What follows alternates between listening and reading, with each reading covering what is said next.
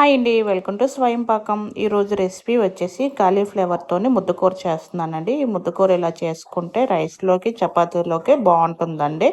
ఇలాగే సింపుల్గా ఇంట్లో ఉన్న ఇంగ్రీడియంట్స్తోనే ఎలా తయారు చేసుకోవాలో ఇప్పుడు చూపిస్తున్నానండి. ఇక్కడ నేను క్యాబేజీని ఒక 500 గ్రాముల వరకు తీసుకున్నానండి. ఇలా ముక్కలుగా కట్ చేసుకొని తీసుకోవాలి క్యాబేజీ అనేది. ఇప్పుడు ఒక గిన్నెలో బాగా మరిగించిన నీళ్ళు తీసుకోవాలండి. ఇప్పుడు ఇందులోనే ఒక టేబుల్ స్పూన్ వరకు ఉప్పుని వేసుకోవాలి. అలాగే పావు టీ స్పూన్ వరకు పసుపును కూడా వేసుకోవాలండి. ఇప్పుడు ఇందులో మనం కట్ చేసుకుని ఉంచుకున్న క్యాబేజీ ముక్కలు వేసుకోవాలండి. వేసుకొని ఒక 20 నిమిషాల దాకా ఉంచుకోవాలండి. ఎందుకంటే క్యాబేజీలోని పురుగులు ఉంటాయి కదండి. అలాగే క్యాబేజీకి బాగా పురుగుల మందులు కొడతారండి, పెస్టిసైడ్స్ ఉంటాయి. ఒక 20 నిమిషాలు ఉంచుకోవడం వల్ల అవన్నీ పోతాయండి. 20 నిమిషాలు ఉంచుకొని బాగా క్లీన్ చేసుకోవాలి క్యాబేజీ ముక్కలు అనేవి. ఇప్పుడు స్టవ్ మీద కడాయి పెట్టుకొని 2 టేబుల్ స్పూన్ వరకు ఆయిల్ వేసుకోవాలండి. ఆయిల్ వేడెక్కినాక 3 పచ్చిమిర్చి చీలికలు వేసుకొని ఒకసారి బాగా కలుపుకోవాలండి. కలుపుకున్నాక ఇందులోనే పావు టీ స్పూన్ సోంపు, పావు టీ స్పూన్ జీలకర్ర వేసుకొని ఒక 30 సెకండ్స్ వరకు కలుపుకోవాలండి. ఇలా కలుపుకొని ఒక పెద్ద సైజు ఆనియన్ని చిన్న ముక్కలుగా కట్ చేసుకొని వేసుకోవాలండి. ఆనియన్ అనేవి కలర్ చేంజ్ అయినంత వరకు ఫ్రై చేసుకోవాలి. ఆనియన్ అనేది ఇలా కలర్ చేంజ్ అయినాక ఒక టేబుల్ స్పూన్ వరకు అల్లం వెల్లుల్లి పేస్ట్ వేసుకొని అల్లం వెల్లుల్లి పేస్ట్ పచ్చివాసన పోయిన దాకా వేయించుకోవాలండి.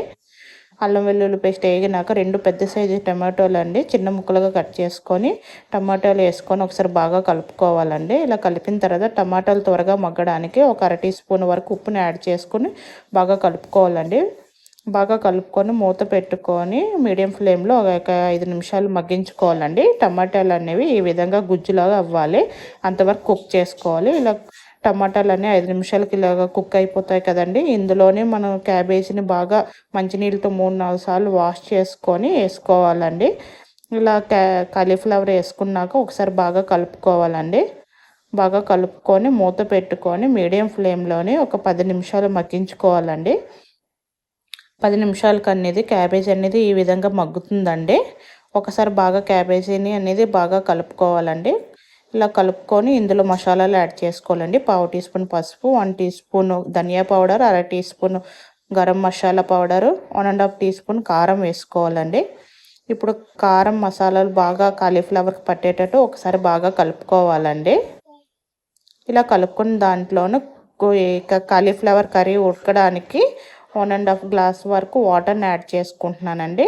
1 గ్లాస్ అయితే సరిపోతుంది, ఎందుకంటే క్యాబేజీ అనేది బాగా ఎగింది కదా, త్వరగా ఉడికిపోతుంది. 1 గ్లాస్ వరకు వాటర్ని వేసుకొని మూత పెట్టుకొని గ్రేవీ దగ్గర పడినంత వరకు ఉడికించుకోవాలండి. ఈ విధంగా ఉడికించుకుంటే సరిపోతుంది. ఇప్పుడు ఒకసారి బాగా కలుపుకోవాలండి.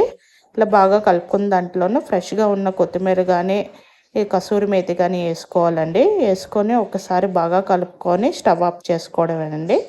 ఈ విధంగా రెడీ చేసుకున్న కూర రైస్లోకి చాలా బాగుంటుందండి. అలాగే రోటీ, బటర్ నాన్లోకి కూడా బాగుంటుందండి. మీకు నచ్చితే ఈ విధంగా ట్రై చేయండి. ట్రై చేసి ఎలా వచ్చిందో నా కామెంట్ సెక్షన్లో చెప్పండి. మీకు కనుక ఈ రెసిపీ నచ్చితే లైక్ చేయండి, షేర్ చేయండి, నా ఛానల్ని సబ్స్క్రైబ్ చేసుకోండి. Thank you for watching.